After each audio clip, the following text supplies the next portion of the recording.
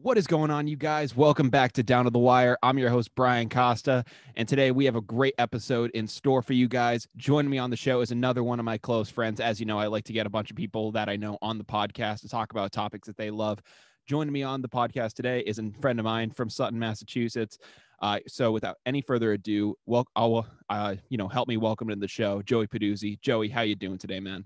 I'm doing pretty well, Brian. Thanks for having me on the show. I'm excited to be here. I'm finally glad to get you on, dude. I know it's been a while, but It's been about I think this is your first time ever being on the show, but yeah, yeah, I'm really glad to get you on today. I know I'm excited. Yeah. So, obviously the reason I wanted to get you on was because I know that, for many years at this point, we like to talk NFL with each other, a lot of things football wise. We've been in the same fantasy football league for maybe 5 years or so now. Big football people over here. Big football. Friend group, bunch of football people over here. So Absolutely. It's fun to talk about it. Yeah, no, I mean, I know for you and me, we've, kind of going back with it. We've had a bunch of fantasy football parties here, done some stuff like that. Those are always fun. Those are always a blast. Yeah. Get together to do that stuff. So. Yeah, I mean, I always love to do it. We'll talk about that and some of those stories a little later down the line, but kind of getting into it to start off the show today. I was planning to do some other things today, but some things fell through. So to start off the show, the main topic was obviously surrounding the NFL is the craziness that has been going on with the Green Bay Packers and Aaron Rodgers. That's been a big thing going around. Aaron Rodgers, you never knew, you didn't know if he's going to stay there or what was going on. So, but it seems like he's back at the Packers, ready to go. But yeah, it seems like it for right now, but I mean, there's a lot of kind of craziness going on. There's still a lot of speculation. And whatnot, so. I mean, there were rumblings all throughout the offseason as to what this guy was going to be doing, what was going to be his whole MO going into the season.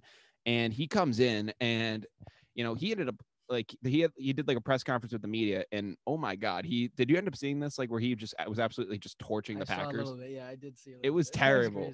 He was going in, and I did not. I mean, I did a little bit, but I'm like, wow, that's. I mean, I expected him to feel that way. I didn't expect him to actually come out and say that. Exactly. That's how I felt about it. He literally came out and he was just like, I wanted to be more involved with the organization. They didn't want me to be, so now I'm pissed off. And I'm like, oh my God, I'm like, since when have you ever I mean, I knew towards the end Brady was pissed with the Pats and stuff like that, but we never saw this. I didn't expect Aaron Rodgers to say that stuff. Yeah, no, I mean, especially on the press conference and stuff. Yeah, it was pretty wild. I mean, for anyone who hasn't seen the whole stuff of the Aaron Rodgers go down, I mean, you've pretty much been living under a rock the entire offseason.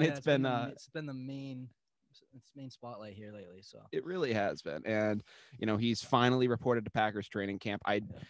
People are trying to figure out what's going to go down. I know for the most part, there's kind of the whole rumor that he's going to, at the end of this season, I guess the Packers and him, they cut a deal saying that, if he's not happy with things going on, then they will commit to trading him or getting to him to a team that he can choose. Apparently the deal that they signed, it was some sort of deal you can't refuse kind of thing. Yeah. And he apparently, if he's not happy with the Packers at the end of this year and with the decisions they've made, they will willingly trade him to a team of his choosing. Now, whatever team that ends up being, if that's the Denver Broncos, if that's wherever he decides to go, that's still up in the air. But the fact that the fact that him and the Packers are going with this whole plan, I mean, you saw the stuff with him and Devontae Adams on social media. They were posting pictures of Michael Jordan and Scottie Pippen, a la The Last Dance.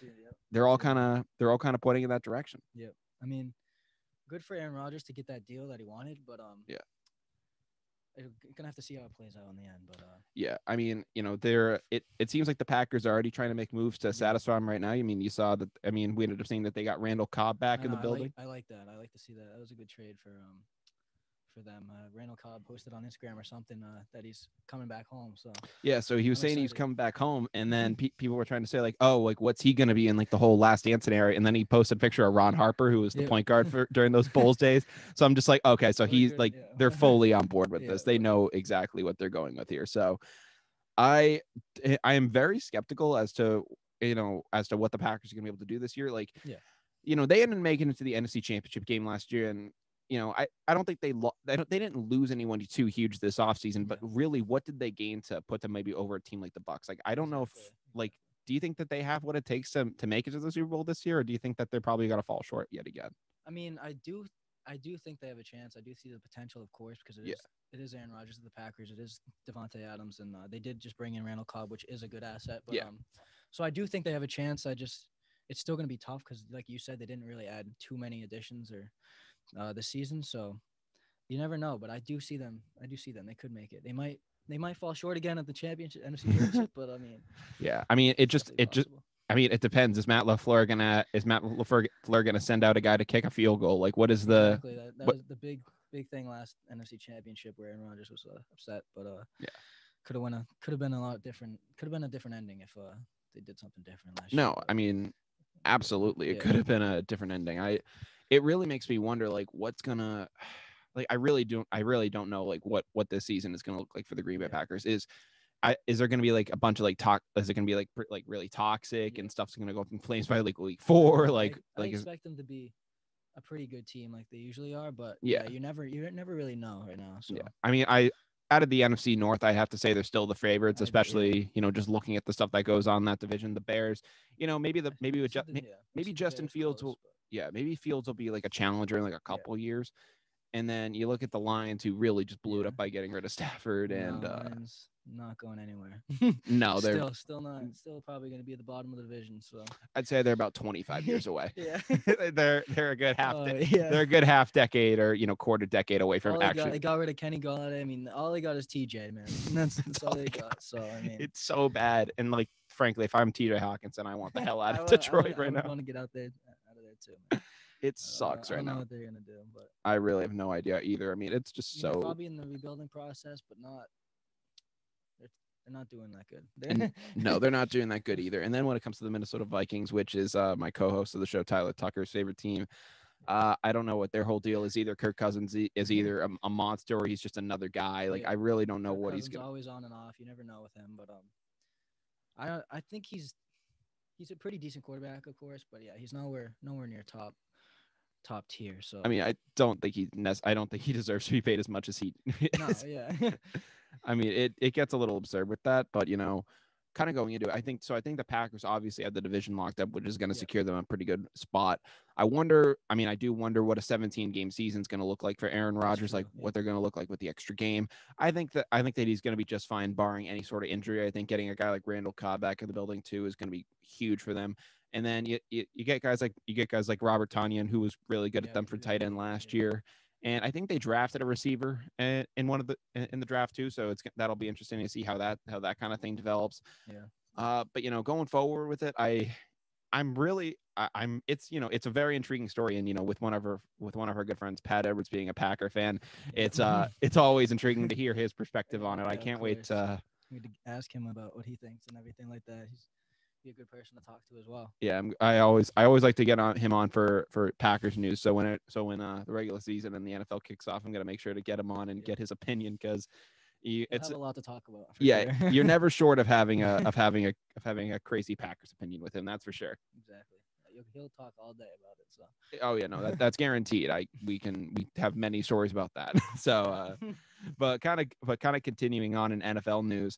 One of the other big stories that's going on right now is, kind of taking up place here in New England. Obviously, I'm repping the Vince Wilfork jersey, as Pat's training camp is opening up right now.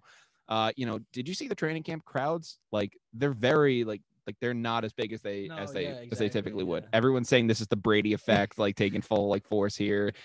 Other people are trying to say it's COVID. Other people are trying to say it's because they're not doing autographs and stuff like that. But those crowds are disappointing as hell. No, I agree. I mean, it has definitely been bigger crowds, but I guess I can agree a little bit with what other people are saying, but yeah, for sure. There deserves to be more people there. Oh my God, there need to be more people there. I mean, have you been to training camp ever?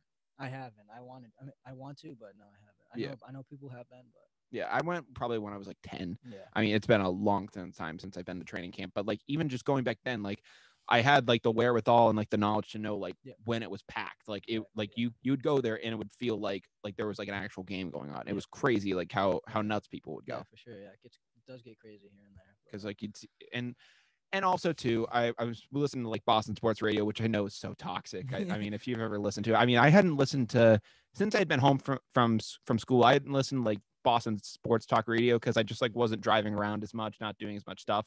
So I hadn't listened to Boston Sports Talk Radio probably in a good 2 months. And the last time I listened to it, it was they were saying stuff, and like obviously you get like the crazy now and then. I swear to God, now every like caller into the show is a Boston crazy person. It's just like, hey Mike, we got to get Rizzo on the Sox. It's like we need to get him here now, and it's like what the hell is going on? It's terrible. Like how far they've fallen, and I mean every person that gets on there is just a Boston sports crazy. But it's funny to listen to though. Sometimes it can be absolutely hilarious. Sometimes you just want to blow your brains out. Laugh at it. Yeah. But kind of going off that, with Pat's training camp underway, a lot of people right now are trying to figure out who is going to be the starter for the Patriots week 1. A lot of people are saying that, right now it's Cam Newton's job to lose, which I think is obviously the case. Yeah. Going even after Mac Jones was drafted by the Patriots, like Bill even said, Cam's our quarterback. This is what it's going to be. And I, unfortunately, by listening to the Boston Sports Talk Radio, I was intrigued by them saying that Bill has basically said at this point, hey, it's an open competition like it always is. Yeah. And it was kind of a shift in a dynamic where it's like, hey, like you originally said, this is going to be our guy to, like we're not to, oh, now it's anybody's game, which I think has a lot of people wondering, like, what is going to be the actual deal? Now, how do you feel about the quarterback competition? In my opinion, I do think Cam will get the start. I do think he should get the start too. I do feel like Mac could get the starting job with mid-season maybe. I mean, it depends how Cam plays, of course, but I do see Cam starting. Yeah, I would like to see Cam start too. Yeah, no, I mean, I could definitely see Cam starting as well. If I had to put my money on it, I'd probably say Cam starts just because he's the veteran. Yeah. And if this was like Max, like second or third year in the league, I'd say like there'd be a real interest in it. Yeah. But I don't think Bill Belichick is going to be the type of guy to start a rookie quarterback week 1. Yeah. Even if he thinks he's the best guy for the job, I think that Bill Belichick's that old fashioned guy and he's going to do what he does. Yeah. So, I think I'd have to say it's Cam Newton, even though I really don't want it to be. Like we saw, in my opinion, we saw enough of Cam Newton last year. I know that's what, the thing is, I want to see him be good. I want to see him do better. So that's why I'm kind of rooting for him. But yeah. I mean, if he needs to pick it up for sure. No, he really does. I mean, I do see that he does have potential. We've seen it, but like, he's just got to prove it. Yeah. I mean, if the majority of like after, a lot of people were saying like, when Cam got COVID, that kind of like screwed up the rest of his season. If that's the case, then maybe. The other thing I was saying too was I know that Cam, I've said this for the longest time now. I'm not the greatest in defense of this because I've seen Cam, lately, and it doesn't look like too much has changed. But my big thing was like, coming off, like when you talk about like a baseball pitcher, when they come back from like an arm surgery, it usually takes them a season to kind of get back into it. And before it's usually the second season where you see them, be back to full form and kind of be their old selves. Yeah. With Cam Newton, I was, I know he had like this drastic kind of shoulder surgery. And I was almost kind of like, all right, this first year, if, maybe he probably won't be the Cam Newton of old. And I know he wasn't like this prolific thrower of the football either, but I was like, all right, he'll probably have to get back into it. And then, the second season, maybe he might be able to show something, but I'm looking at him in this training camp and the throwing looks the same. I know people were saying like he tried out a new throwing motion. It looks the same to me. Yeah. I've seen some videos. He's still airmailing Jacoby Myers. It's like, I agree. No, yeah. It's terrible. I mean, I do hope he gets it together, but yeah, I mean, I hope that, from what I'm hearing about Mac Jones, I know that they posted like the training camp numbers today. I think Cam went 9-15, Mac went 8-15. I think Cam ended the day with like 2 touchdowns in a row to Hunter Henry. Had like a nice day like that. So, I mean, that's definitely a good sign. I hope that maybe he can, build up and be that guy this year. But, I really do like Mac Jones. I think that I think that he's more of a Josh McDaniels type quarterback that, he's used to running that type of a system with a guy like a Brady, with a guy like a Kyle Orton out in Denver, or a Jay Cutler rather. And when you get a guy like that out there, I think that will help McDaniels out a whole lot when he's coordinating this offense. Yeah, I do think Mac Jones is a good fit for the Pats. I do see him like doing well in that system as well. Mm-hmm. I'm excited to see that as well. So, I mean, I would like to see Max start as well. It has to go back. Yeah. Because I like Cam too, but it really depends how they play. Yeah. And they do have new weapons, of course. Yeah. They do have 2 new tight ends. Hunter Henry, Johnny Smith. They're great. I do think that could improve like the short passing game as well, especially for Cam, because just to get that ball out and get it to them, because then they can make plays just like that. So I think it might be a little bit of an improvement for sure. So. I mean, that's what I hope. I mean, another interesting thing I heard too was on my brother was talking to me about this, and he said that Dan Orlovsky, who's a commentator at ESPN now, former NFL quarterback, he ended up going on the Pat McAfee show, and he was talking about I guess like the potential of the Patriots this season. He was saying that, going down the line, Josh McDaniels could almost have like two playbooks, and maybe down the line he can maybe run maybe Mac becomes the starter, but Cam could almost become like a Taysom Hill type where where you use him in certain like running situations. That'd be huge. I would like to see that, honestly. Yeah, because I mean, Cam towards the end, became like another running back for us, like where you put him down on the goal line, he was able to score. So. I think in some certain situations that could have its benefits, but I would like to see Cam maybe in more of that kind of a role than as the starter, and then you bring Mac in where. Yeah, I agree. Actually, I like that. I would like to see that, especially if they did that to bring have Mac start, and I could see Cam as a Taysom Hill kind of player, kind of get in that system as well. Yeah. So I would like to see that, honestly. So I would too. I think that'd be my. That would be good for us as well. I think we'd get a lot more trick plays, a lot more good plays to go as well. So. And when it comes to those Patriots trick plays, like I don't know about you, but like when the Patriots run a trick play, like it works. I'd have to say like 90% of the time. Like like other teams will just run trick plays every week, and it's like, oh, like this is just in their playbook. But when the Patriots run a trick play, like I swear to God, like no one sees it coming. it will blow teams away, like the stuff that they come up with. So I hope that is something that maybe gets worked in the playbook. Another thing that is kind of getting in another kind of storyline going on with the whole Patriots quarterback situation right now is Jarret Stidham. Obviously, he's kind of being the odd man out at this point with this whole quarterback competition. A lot of people wanted to see Stidham last year. After Cam was struggling so much, a lot of people were saying like, let's get Jarret Stidham in the game. Let's see what he can do. And there were a couple times where we finally did get our wish, and he would get in like towards the end of games, and it was like, you got to be kidding me! Like if we're losing this bad, or even when we were beating like the Rams like all to hell, and we were beating them like that. And Stidham would finally get in the game and have some success. I was like, why can't we see this over like an entire 60 minutes? And that was always the big thing with me. But unfortunately, it looks like Jarret Stidham is kind of being the guy who's kind of in a way, he's being pushed out the door. I know right now he did just have I guess he ended up having an injury in training camp. I guess it's a shoulder injury of some sort. Yeah. And it may even require some surgery. I guess at least he's going to miss a little time if he doesn't decide to do the surgery option. But what are your thoughts on Stidham? I mean, I've never been too high on Stidham. Yeah. But when he comes in, there is some good things that you see from him. Yeah. Of course. But I do wish he did get more of a chance. Yeah. But I do believe he's might be like moving down in the quarterback line. And I'd have to say so too. Especially I think we brought back Hoyer as well this year. Like there's a lot of stuff going on with that, and I feel like I don't know what happened with Jarret Stidham and Bill Belichick. I feel like they were probably on like a good page, but coming into the season, like I feel like just something had to have happened where, they just are not really like on that same kind of page anymore. And I feel like, Stidham's almost kind of getting, it's like, all right, we're just going to like slowly just push you out the door. And it's like, all right. It sucks for him, obviously, but it does suck for him. And I mean, I wish him the best, but when it came to Jimmy Garoppolo, when we drafted him in the second round, it was like, that was like the highest Bill Belichick had ever drafted a quarterback at that point. And it was like,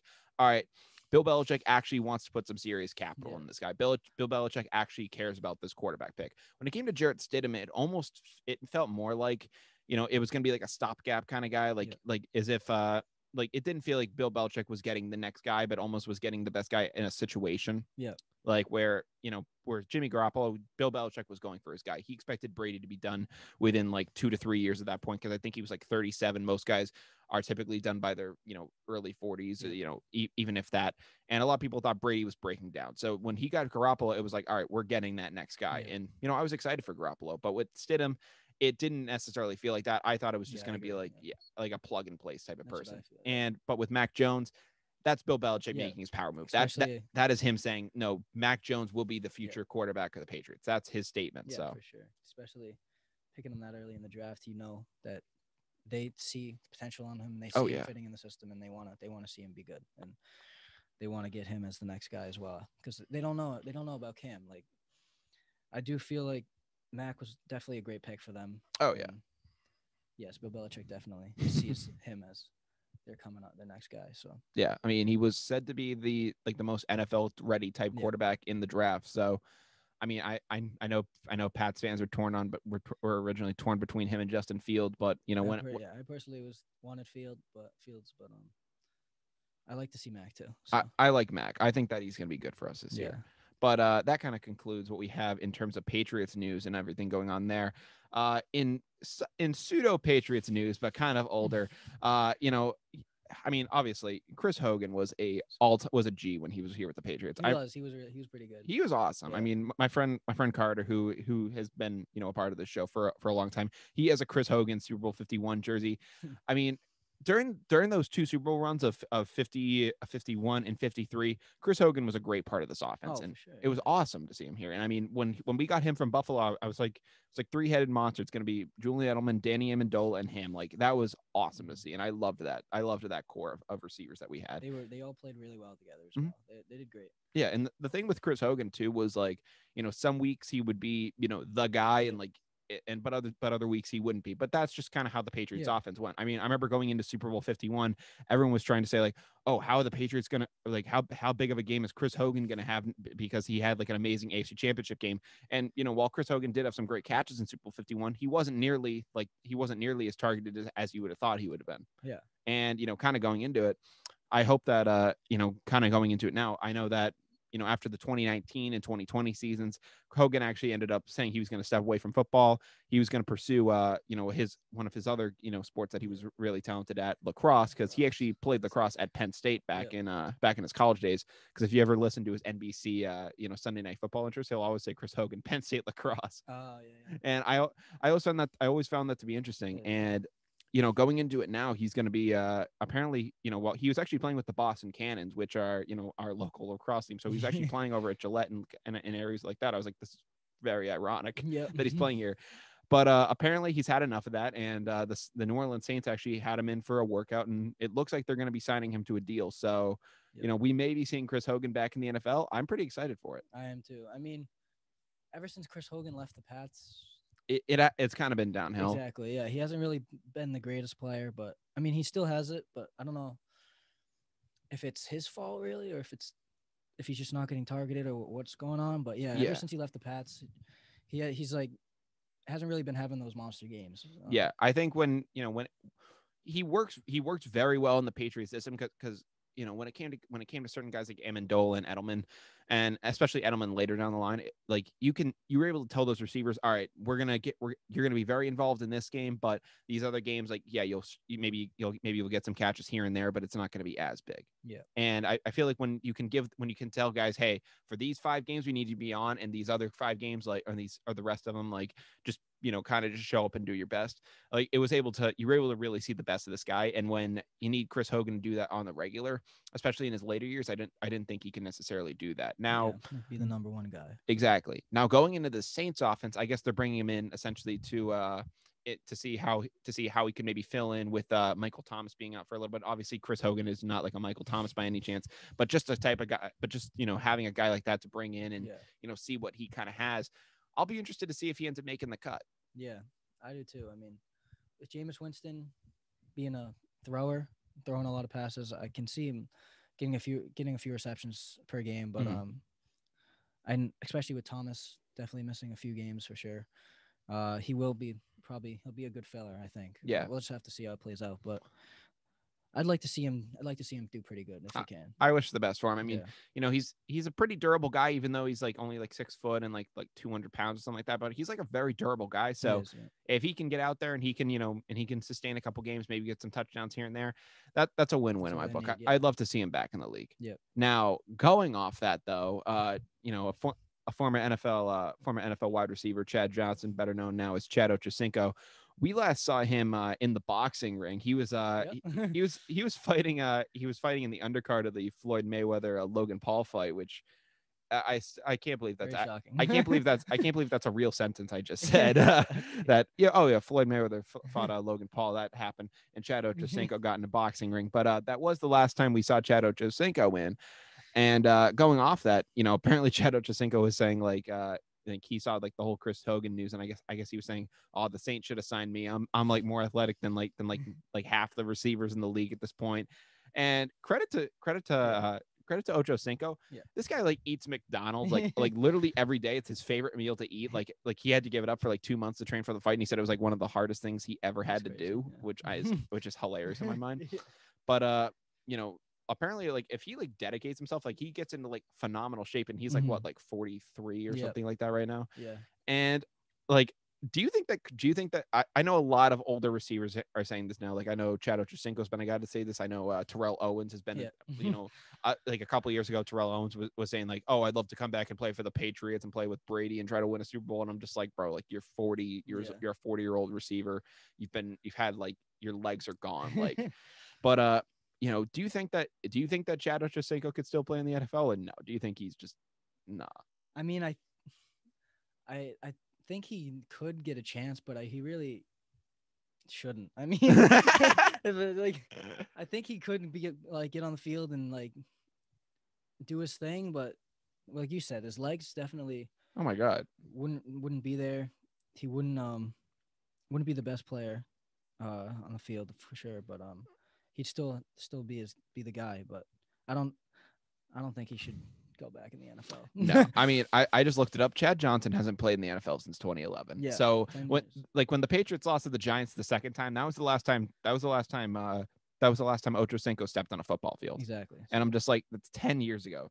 The man is literally now 43 years of age. I'm just like, dude, like, how hard it was to make it to the NFL. Like it's not going to be possible for you to make it back. Like it's insane.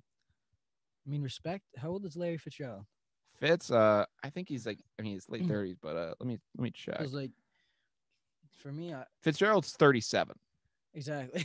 37. I thought he'd be out the door a couple years ago. Very true. I thought he would be too. I at least thought he would have been with him for sure. But like, yeah, he's 37. Chad wants to come back at 43. I mean, that's a lot. It's a lot to ask for. It's a lot to ask for. I mean, Brady's, he's pulling it off at 44, but like, goddamn, like that'd be a lot to ask for. I mean, especially, receivers and quarterbacks, definitely different positions. Oh yeah. Like, I mean, the quarterback is protected so much. Yeah. Like it. Exactly. But when receivers you can just get absolutely like demolish over the middle field. And I know there are like certain rules now that like kind of make it a little easier, but at the same time, I don't see him lasting at all. So I really. Yeah, no, like maybe you could bring him in like for like a postseason push, but like there's no way he could survive a regular season in the NFL, in my opinion. Like there's no way. Yeah, I don't see it either. Yeah, and I couldn't imagine it. But that kind of concludes what we have in terms of that news. Another big story I wanted to cover on the show today was were you kind of like a Dolphins fan back in the day? I was. Yeah, like you were always Patriots, but like I know that you always had like some Dolphins interest. And I had some Dolphins shirts and jerseys. I was a big fan of the Dolphins. Yeah, Jarvis Landry and the boys, and Devontae Parker and all that stuff. Kind of in Dolphins news, which is something I never really pictured ever really saying too much on the show. But in Dolphins news, Xavien Howard just recently requested a trade from the team. Just doesn't really like what's going on down there. He wants to, I guess, find a new fresh start. Kind of is shades of Minkah Fitzpatrick when he was down with them when they were starting that awful season in 2019. He said, "I want the hell out of here," and then he ended up getting traded to the Steelers. Going off that. Where do you think that Xavien Howard might be able to go? I know some teams that were talked about included teams like the Cardinals, the Seahawks, the Chiefs. Those are some possible options out there. That if he went to the Chiefs, that'd be insane because I'd like to see him on the Cardinals. Yeah, I think that secondary would be really good. Get him, Buda Baker, Pat Peterson, all those guys. Yeah, and but I love Xavien. Oh wait, my bad. Pat Peterson's in the Vikings. Yeah, now. Peter. Yeah, that's so weird. I know. He's a Viking now, and did you end up seeing that he's wearing number 7 with the Vikings? Yeah. I forgot he left the Cardinals. Oh my God. Yeah, a couple years ago maybe. No, this offseason he just left them. But I love Xavien Howard. I like him a lot. He had a great season last year for sure. Oh, of course. I would like to see him go to the Cardinals, honestly, especially with Buda Baker. I love Buda Baker too. He's a really good player too. But they just got JJ Watt, so like that defense would be pretty nice. That would be a nice defense. I would say the that. Dolphins, they made a bunch of good additions. I can say that. They have a lot of young guys for sure. Yeah, so that's for sure. I do see the potential in the Dolphins. So I mean, if he wanted to stay, I think it would be a good. He'd still be an amazing player, and I think the Dolphins would do good. But Yeah. wants to trade, and I'd like to see him somewhere else as well. So yeah, the Cardinals are a nice pick. I'd like to see him maybe go to the Tennessee Titans. That'd be my kind of pick. With them kind of really going in with Julio Jones Malcolm Butler too over there. Yeah, Malcolm Butler making all those moves like that. Actually, is Butler still in the Titans? I thought he left. I don't know. Last time I checked, I thought he was, but yeah, I'll do a quick little check on that. But I thought Malcolm Butler had left. But with the Titans going all in with Julio Jones and really trying to get Ryan Tannehill some help, I think it would be best if he went there. It would really show that like the dedication that this Titans front office is really trying to make for him. They're saying all the stuff. No, my apologies. Butler's actually on the Cardinals now. Yeah. No way. Really? Yeah. Speaking about the Cardinals. Yeah, that actually be really cool. Seeing Malcolm Butler, Xavien Howard, Wow. Buda Baker. That'd be a nice. That'd be insane. That'd be a nice secondary. Something else. Yeah. But going off that though, I'd be really interested though in seeing. I think it would just show the dedication that this Titans front office would be showing. Especially if they just lost Malcolm Butler. Yeah, he would be a good addition for sure too. Yeah, it'd be a great plug in place, and I think it'd be an upgrade at this point. It'd be really solid, and no, I agree. And then it would just complement that defensive presence would complement the offense really nicely with guys with Tannehill, Jones, AJ Brown. It would be great. The addition Derrick of Jones Henry was huge. Yeah, it'd be amazing. Like it'd be awesome. Like I mean, that'd be a good team to watch. Yeah. Sure. How do you feel about the Titans this year? I feel great. I mean, they had a good season last year for sure. Derrick Henry doing his thing, and Tannehill had a good season. Yeah. AJ Brown, great season too. So like, especially with the addition of Julio Jones, they're going to be a really good team. They're going to be almost unstoppable, especially their defense. If they did get someone like Xavien Howard, they'd be amazing. Yeah. Do you think Julio Jones is going to be able to like be the guy he was with the Falcons, or do you think he still has a couple more like prime years left? I do think he still has his prime years on him. I do see AJ Brown still being a great guy for the Titans, but I do think Julio is going to be a good addition. Get a lot of receiving yards and still be that guy. So yeah. And I think having it split up like that too, like not having it to be so demanding on Julio will definitely, I think save him a little bit more where it's like, hey, like, I mean, towards the end with the Falcons, I know you had Calvin Ridley and you had all those guys. Stepped up for sure, yeah. But I know towards the end with the Falcons, it became very demanding on Julio, and it was like, hey, we're gonna need you to basically catch every ball today. Good luck. You're gonna literally have to get 300 receiving yards, which I think he did. And I'm like, it's absurd. So if you're able to kind of cut down his reps and really utilize him in certain situations, I think you'll be able to get the best out of him. And exactly. I'm really excited for that. Yeah, I can't wait to see that as well. Me too. Going off that, another story in the NFL I want to talk about is it kind of translates a little bit more to fantasy football, which is always kind of been our forte. Yeah. We've had quite a fair share of fantasy football stories, I think, to say the least.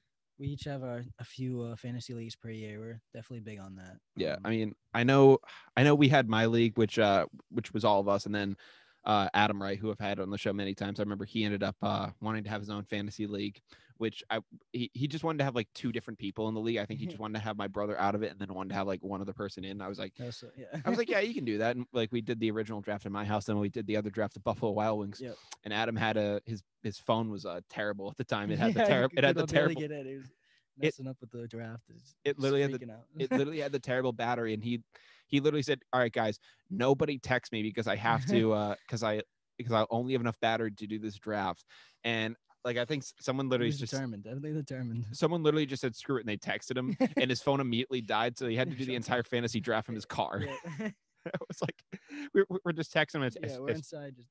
We're literally just chilling. He's outside, just like, hey Adam, how you doing, man? Pissed. He was so pissed. Don't talk to me. I felt so bad for him for that. That was awful. But he finally did end up winning the fantasy championship this year. I know. I was very surprised. I was too. I mean, he's had some pretty good teams in the past, and he's always gotten screwed out in the first round. Yeah, sure. This year, he makes it with like a losing record, and he goes on like this stupid run. I'm like, you got to be kidding me. Yeah, good for him. I mean, I won two a couple years ago, maybe. Well, yeah, I had a really good team, but it was good to see Adam win though.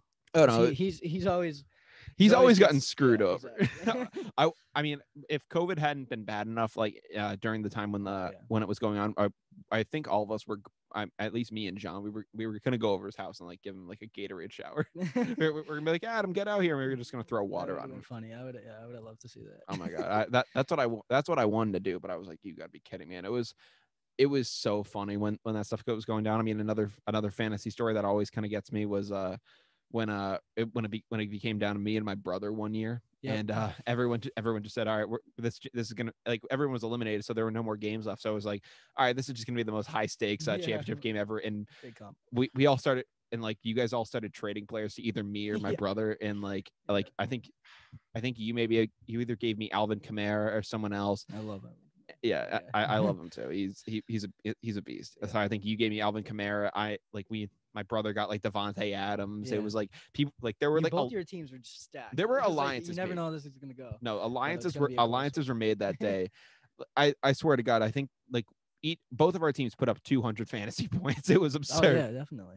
And I literally would have won, but I decided to start Jared Goff. I decided to start Tom Brady over Jared Goff, and it was like one game. Yeah, in like the one game where Brady had 5 fantasy points. Goff had like Goff didn't even have the greatest game. Goff had like 12 fantasy points, and for a quarterback, that's like not really even that good. I know, you want to see at least 18. Yeah, but it was a close enough game with me and my brother. If I had started Jared Goff instead of Brady, I would have won. And it pisses me off. That's the thing with fantasy. Like, you never know, especially when you think you have the better team.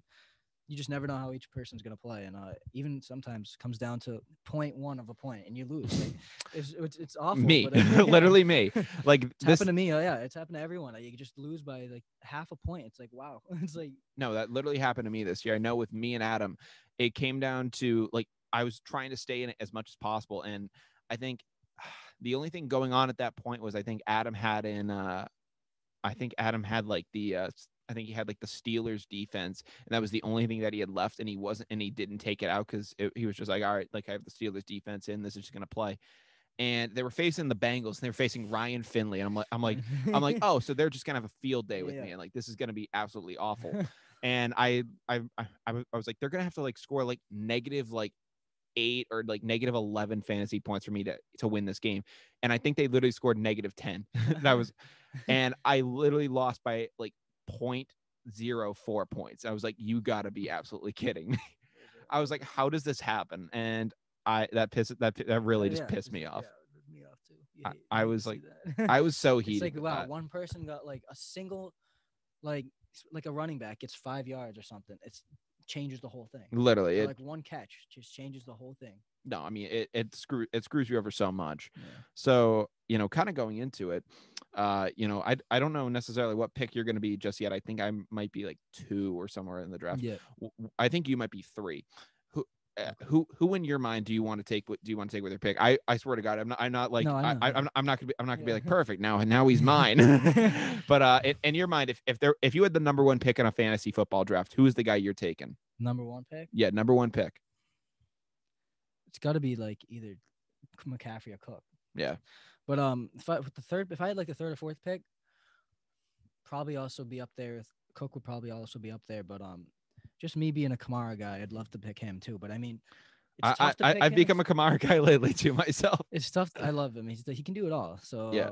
But if I would choose him too. But especially with Jameis Winston now, I don't know if he's going to be exactly as good as he was with Breeze or if he's not. So I mean, that's been me with Kamara, and that's kind of the big thing I have in terms of nerves with him. Yeah, that's been my whole big nerves with him, and I'm also kind of worried as to he's been so durable over the years. I'm like, can he do it for another season? Like that's the big thing I worry about. Another guy I worry about that too with is Derrick Henry, who has been an absolute monster in fantasy. He was last year. With Jones, do you think it's gonna take away from a little bit of his value? I mean, I still think the Titans are going to be run first. Heavy, yeah. I still think they're going to be run first, and Derrick Henry, down on the goal line, it's going to Derrick Henry for sure. I can see that. Like the spacing is going to be with the receivers, but Derrick Henry is going to run that offense until he can't run anymore. Yeah. But going off that, I also another guy who I think is gonna have a big season this year is gonna be Stephon Diggs. He was starting to show. He was amazing last year. I mean, he was amazing with the Bills last year. It took him a little bit to get going, but once he hit his stride, like you literally couldn't stop him. I'd love to see him play. He made so many good plays. Yeah. Josh Allen instead of like Kirk Cousins. So it's definitely a change. Huge Good upgrade change. for him. Yep. And I think that helped Josh Allen's development so much. It literally made him a new quarterback. Josh Allen's an amazing player as well. Yeah, that's gonna be a very interesting quarterback for me to watch, because I don't typically like taking guys inside the AFC East, but if Josh Allen's available and I'm sitting quarterback, I may have to pull the triggers because he's just that good this year. No, yeah, I would totally for sure do the same thing. Yeah. So. I mean, I'm really interested with that.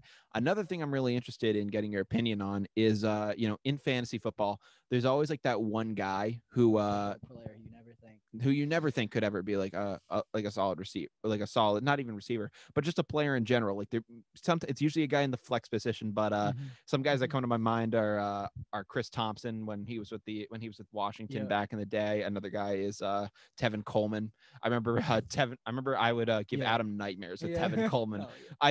I think I literally only put him in against Adam, and he would, for some reason those weeks he would dominate. Like most weeks he would score like 4 points and be like, okay, but I'd put him in against the weeks I play Adam, and he'd like 25. No, it'd be like, oh, Tevin Coleman just got 36 fantasy points as a running back. I'm just like, that's awesome. And like Adam would just Something be like, you definitely wouldn't expect. It'd be like, what the hell is happening to me? It was just like, Adam, it sucks. But I had Chris, I think a couple of years back when Chris Thompson was like wicked good, had a wicked good season. I think I had him on my fantasy league, and he changed everything for me. He did really good because I picked him up late, of course, because just for someone to pick up when in the later rounds. But he ended up being one of my better running backs that season. So but like for this upcoming season, I mean, I can see Jonathan Taylor being a really good player.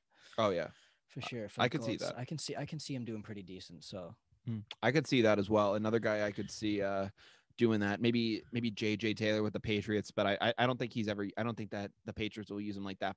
But if he was in any other sort of offense, I feel like that he's like that type of a guy, like a small running back that can, get that can kind of get burst yards and do things like that. Another guy who I'm really interested in looking at is the Packers running back AJ Dillon. I think that he might be the type of guy that explodes and actually becomes a mainstay and not like a couple weeks kind of guy. But I mean, I know he's behind Aaron Jones, is also really good. So. But I think that AJ Dillon, the quad father, I think as they're dubbing him, he might literally become like the next big thing, I think, in football, because I know he was hurt and he had some injury issues for part of last year, but I think give this guy a full training camp, I think he will be an absolute monster on the field. I can definitely see AJ Dillon. Get him down low, I just watch out for him. I think that he's like a perfect third down back, perfect guy to have on the goal line. He's huge, and I think that that'd be definitely, he could be like a LeGarrette Blount type of some sort. Mm-hmm. Who did the Raiders sign? Why, I don't know, for running back. You remember? I'd have to take a look. Because I know they have Josh Jacobs, and he's obviously a really good running back. He had a great year last year as well, and they just picked up someone else. So I wonder how that's gonna go. But I would have liked to see Josh Jacobs be that number one guy again. Which they ended up picking up Kenyon Drake. Exactly, yeah, Kenyon Drake, Theo Riddick. They're gonna both be really well. But, I wish Josh Jacobs was still that main guy, because he can be, and he was really good. I think he will be for sure. Yeah. I think maybe Kenyon Drake would be like a third down, like a third down receiving guy. I think that's how he's going to be used. Unfortunately, I think that Kenyon Drake, like the main days of him being like that number one back really aren't like they're not really there anymore. I mean, maybe in some offenses he'd get that opportunity, but I think using him as a secondary back is like most likely how the rest of his career is going to go. It's going to be like a CJ Anderson with the Rams type of deal, where like that's just going to be the majority of how he's going to be used. But yeah, no, I think those are definitely some guys to look forward to. I think Kenyon Drake could also be a fantasy guy to look at possibly if Josh Jacobs goes down. And for like a guy like Saquon Barkley, I'd like to see him just be that guy again. Like I would too.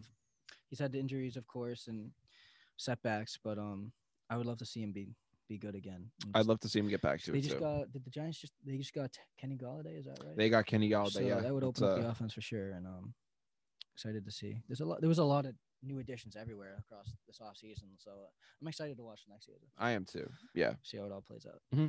Before we end up going off today, is there? I know we were talking about like some fantasy stories and different things like that. Is there any fantasy football stories that you've had like over the times that like kind of stick out in your mind at all? For fantasy stories, I mean, I'm a big fantasy guy. Of course, I've been in a ton of leagues, so there's been a ton of different stories. a pretty good drafter. Pretty good. I get pretty good teams and go pretty far. But for fantasy wise, for talks, there's definitely been some problems.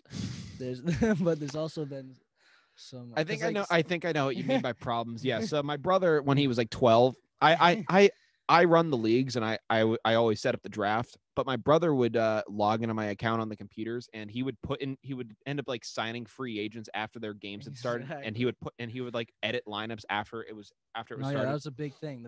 Like we would play. I would play against him. He'd have his whole lineup, and You'd be beating him by like 30 points. 30 points. You check the next day. He's had like he has two different new players in him. And he claims that a glitch. He claims there's a glitch where he put him in before the game started. And I'm so like after that I was like, oh, I got to start screen recording these teams because I mean, so I know that he's switching them. But so that's the thing. But it usually doesn't happen. It only happened. I think with him because like it's a computer thing because it literally happened with him and I didn't know about it at the time when it was going down. I knew he like looked up. I knew he had like access to the account, but I thought he was like looking at like just certain information, and like it got to the point where people were like, "Man, this glitch sucks so much." Yeah. You guys, we wanted to switch apps. Yeah, we wanted to go to a different fantasy app because we thought that NFL fantasy like had this terrible glitch where like you could like let certain guys in, and it got so over the top. I mean, no, yeah, it was a little upsetting. But, no, luckily that has been solved. And yeah, I'm surprised. I think Adam like has for years. Adam wanted to kick Patrick out of the league. No, yeah, he probably still does. Honestly, he probably still holds that grudge. Like honestly, I can see where that comes from. I mean, probably before we end, one of the funnier stories that I remember was like we were all here. We were playing some football out in our backyard, doing some stuff like that. And I remember it was Packers Colts, and obviously our friend Pat Edwards, who's a massive Packers fan, were watching the game. And Pat has a tradition where he doesn't like to watch the first half of Packers games. He only likes to watch the second half. And I'm like, that's a very weird tradition to have, that you only watch half of your team's football games. But I was like, all right, screw it. If that's your tradition, then I mean, you can go with that. I mean, I think that your team's going to do the same regardless. But he ended up saying, I don't like watching the first half of Packers games. We're just like, Pat, we're just going to watch the game. It's on TV. It's on Red Zone. And literally the Packers kick off to the Colts. And on the first play of the game, the Colts return the kickoff for a touchdown. And Pat was like, this is why I don't want Pat starts screaming at me. I started dying laughing. It was hilarious. No, it was hilarious. And I remember Pat literally took a Coke bottle. It was an empty one, luckily. And he just absolutely smashed me in the leg with it. And I was like, what the hell are you doing? He goes, this is why I don't watch the first half of Packer games. I'm like, okay. That was hilarious. That was funny. It was so over the top, but there are a lot of funny fantasy stories that we've had over the years. I know we had you here on occasion when you had your broken leg, and we did certain things like that. And a lot of experiences for sure. Definitely a lot of fantasy experiences. I hope to have some more this season. I know that we're gonna be away at college for a good portion of it, but we'll still be texting and talking for sure, like every week. We always have that fantasy football group chat, which is always active, and there have been times where that has almost really gotten me in trouble. Like I've been like, I used to be in like some online classes. Like we had like Saturday classes during the weekends, and like some of the teachers would have us like keep the mics like live and like on. And I swear to God, I'd be sitting in class, like doing something. And all of a sudden I would just get the like just notifications on my phone. And it literally got to the point where like for certain parts of the year, I had to do not disturb the group chat. And my brother's like, oh my God, you see the deal go down? I'm like, no, because like you guys will constantly spam that group chat at literally the worst times. Yeah. And it wasn't even, and I was like, if it was to say like, oh my God, Tom Brady just got traded to like wherever, I'd be like, okay, cool. But like, it would literally just be comments to be like, hey, McCaffrey's hurt. Should I start him today? I'd be like, shut up. Yeah. Be like, shut the hell up. Like, please don't do this right now. And oh my God, I hope that I don't have to deal with that again this year. Hopefully. I mean, luckily the fact that I'm not having Saturday classes makes that a much easier situation.